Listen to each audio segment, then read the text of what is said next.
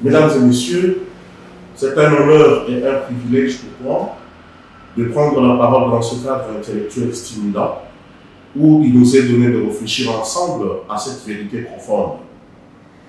Si l'Afrique est en construction, alors le droit en est indéniablement l'un de ses outils les plus puissants et les plus structurants.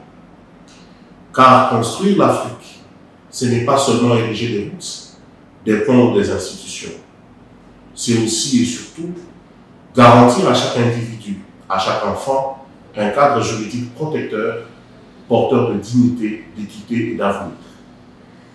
Lors de la soutenance de ma thèse de doctorat, l'un de mes maîtres, le révérend Abbé Curé Toumaoué-Manza, qui m'a accompagné dès les premiers pas à l'école, m'a adressé ces mots que je garde précieusement en mémoire.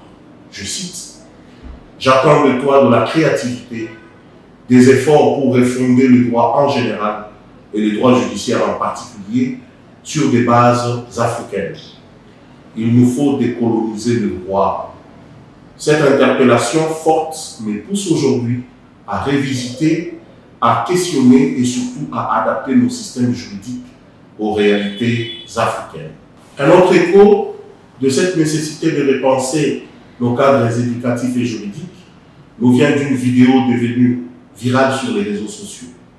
On y entend un orateur poser avec force cette question essentielle. Quel est le rôle de l'école et de l'université en Afrique? Et de constater, non sans amertume, depuis des décennies en Afrique, l'école et les universités sont de véritables camps d'endoctrinement où l'on essaie de produire des esclaves. De la maternelle à l'université, ce qu'on tente de faire de nous, ce sont des nègres de maison. Pendant que d'autres systèmes éducatifs visent à transformer leur environnement, nous, trop souvent, apprenons à imiter et à réciter. Ce n'est pas un hasard si, même dans des domaines essentiels comme la philosophie, nos références sont presque exclusivement étrangères. Hobbes, Kant, Platon, Socrate, mais que savent-ils de l'Afrique? C'est dans cette perspective de refondation du droit que je souhaite inscrire mon intervention, laquelle portera sur un enjeu fondamental du droit africain des droits de l'homme, l'intérêt supérieur de l'enfant.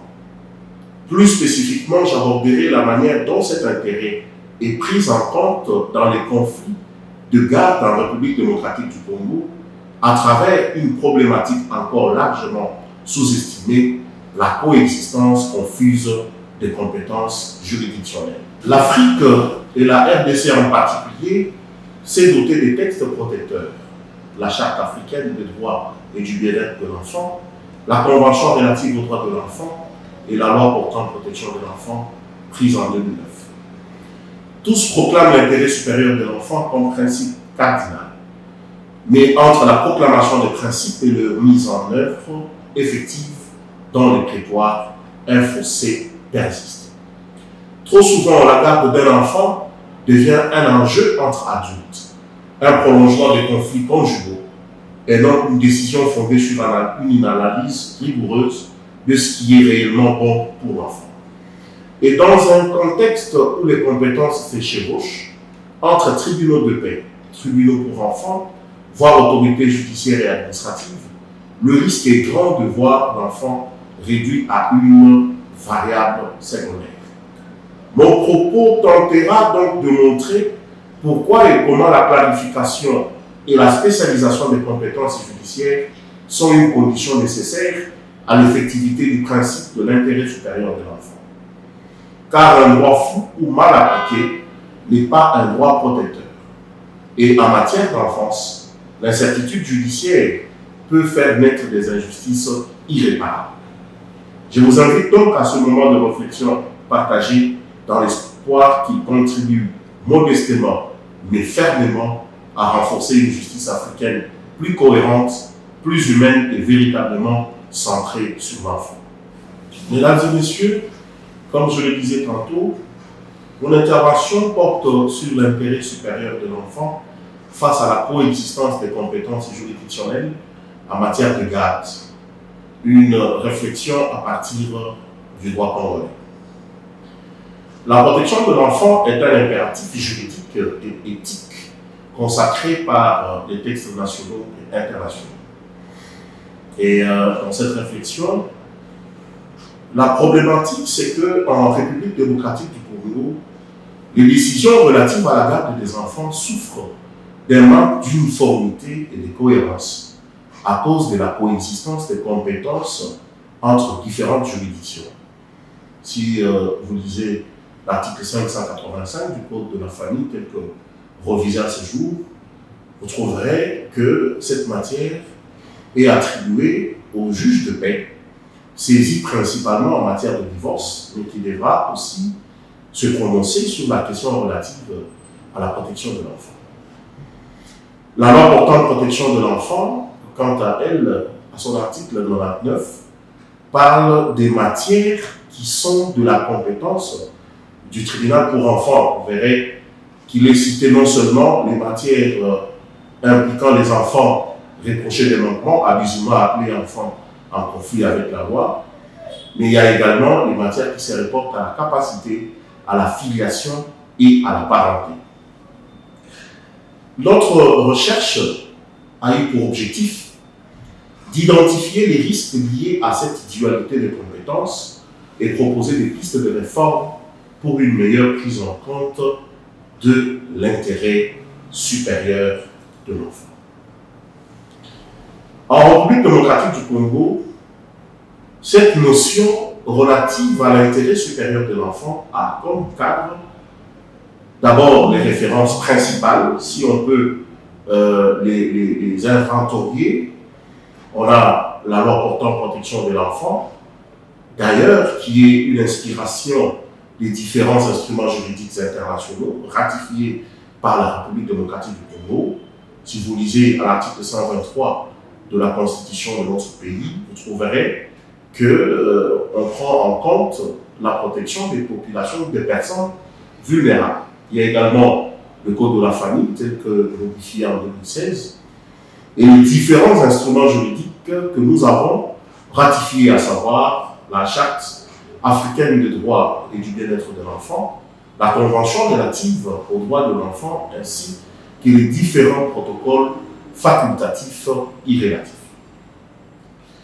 Le principe fondamental, c'est l'intérêt supérieur de l'enfant, qui est une notion qui doit primer dans toute décision qui concerne l'enfant.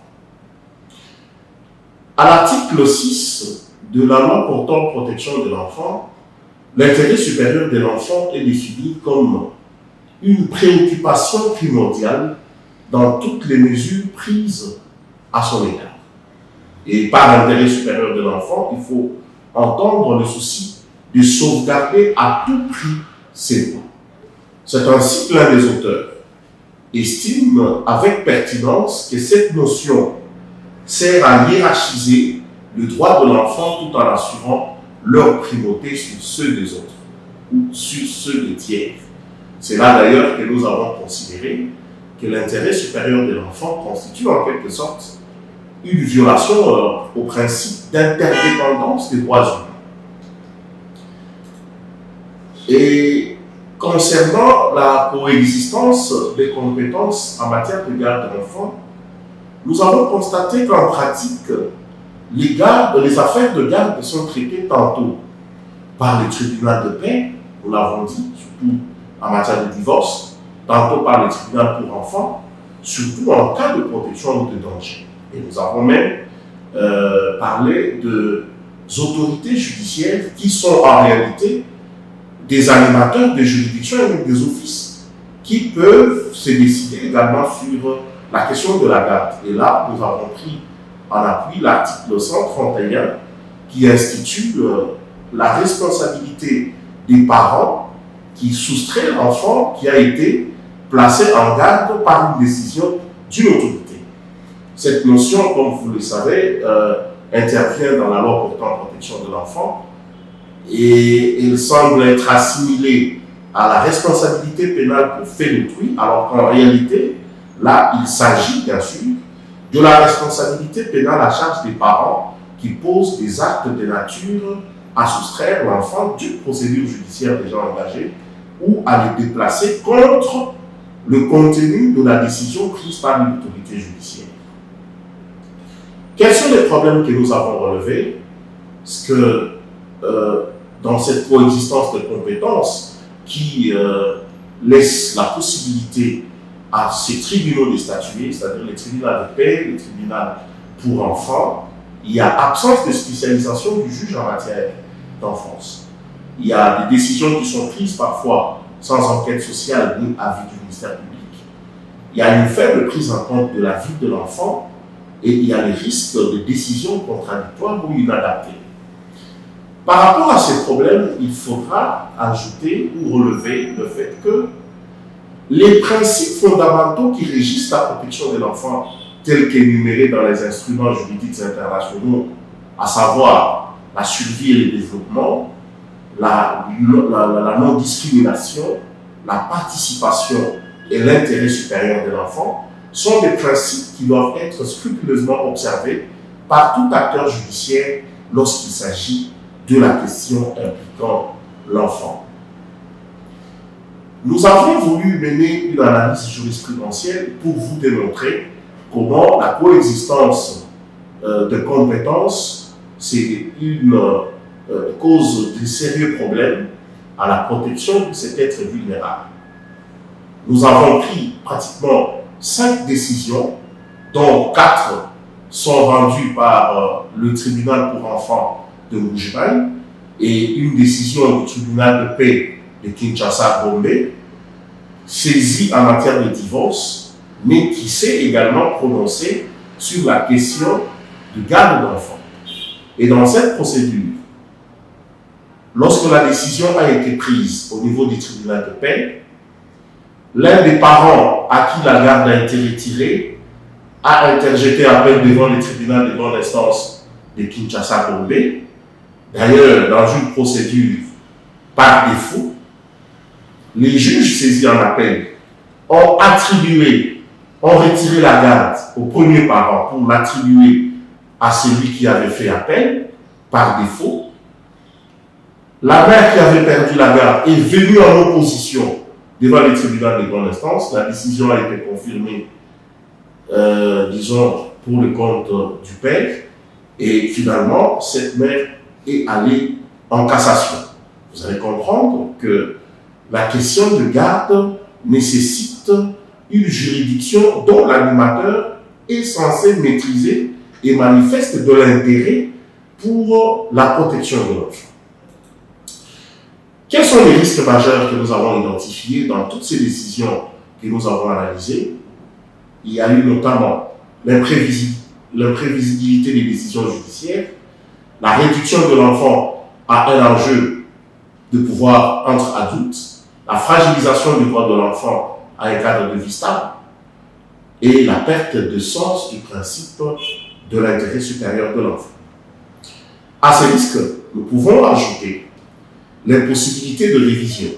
C'est comme vous le savez, lorsque, contrairement aux juridictions de droit commun, où le juge est dessaisi une fois qu'une décision a été prise, devant les tribunaux pour enfants, que ce soit en matière d'enfance en conflit avec la loi, et même en matière civile, comme la matière relative à la garde, dès que le juge prend une décision, il n'est pas dessaisi. Il peut y revenir par la procédure de révision. Par exemple, en matière d'enfance en conflit avec la loi, lorsqu'il est prouvé que l'élan est évolutif, donc l'élan évolutif comportemental de l'enfant, le juge peut revenir sur des mesures.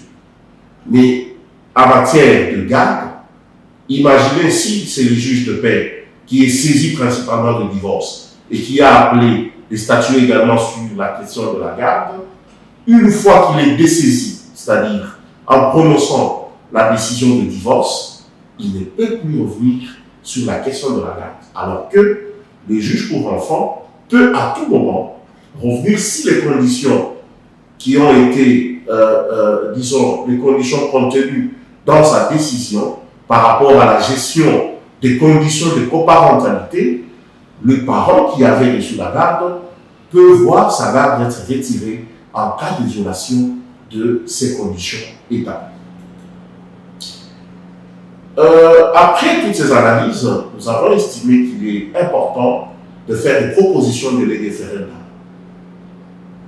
Nous avons estimé qu'il faut la clarification de la compétence en attribuant exclusivement au juge pour enfants toutes les affaires relatives à la garde, quel que soit le statut juridique des parents. Il faut renforcer le rôle du ministère public qui doit donner un avis obligatoire et doit être effectivement présent dans toutes les affaires impliquant les enfants. Et il faut qu'il y ait un protocole judiciaire au terme duquel on oblige les enquêtes sociales, l'audition de l'enfant selon son âge et l'expertise multidisciplinaire, c'est-à-dire en faisant intervenir les juristes, les assistants sociaux et même les psychologues. Au regard de ce qui vient d'être dit, nous estimons enfin qu'il est possible qu'il y ait une coexistence actuelle de compétences qui compromettent l'effectivité du principe de l'intérêt supérieur de l'enfant, question qui doit être réglée, comme nous l'avons dit, de lege ferenda.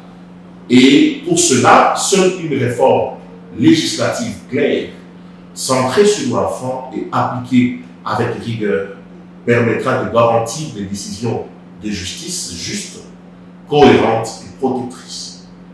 Et cette fois-là, il faudra aussi considérer que l'enfant doit cesser d'être un objet de conflit entre adultes pour devenir un sujet de droit pleinement reconnu et respecté dans toutes les juridictions. Et nous devrons noter tous ensemble que l'enfant n'est pas un droit des parents, il est plutôt un sujet de droit. Je dis et je vous remercie.